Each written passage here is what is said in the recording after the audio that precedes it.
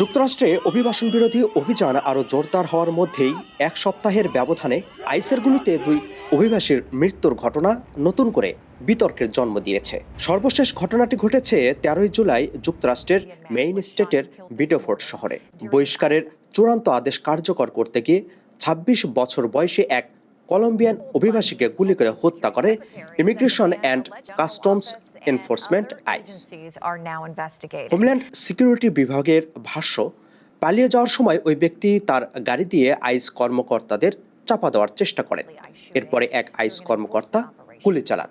তবে ঘটনাস্থলে থাকা কর্মকর্তাদের কারো শরীরে বডি ক্যামেরা ছিল না। ঘটনাটি তদন্ত করছে মেইনের অ্যাটর্নি জেনারেলের দপ্তর, FBI এবং অন্যান্য সংস্থা। এর মাত্র কয়েকদিন আগে টেক্সাসের হিউস্টনেও আইসের গুলিতে নিহত হন 52 বছর বয়সী মেক্সিকান অভিবাসী লরেঞ্জো সালগাদো আরাউহো।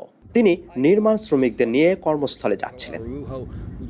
আইসের দাবি, তিনিও গাড়ি দিয়ে কর্মকর্তাদের চাপা দেওয়ার চেষ্টা করেছিলেন, কিন্তু নিহতের পরিবার এবং অভিবাসী অধিকার সংগঠনগুলো এই দাবি প্রত্যাখ্যান করেছে।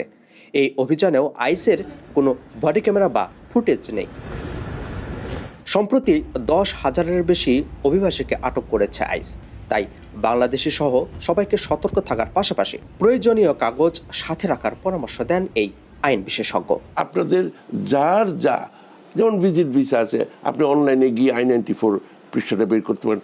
একটা কাগজ সাথে রাখা, আপনার ফোনের মধ্যে আছে, ওইটা খুঁজে বের করতে পারলে ওটা আগে গাড়িতে উঠেন, তারপর পরেরটা পরে দেখাতে পারেন।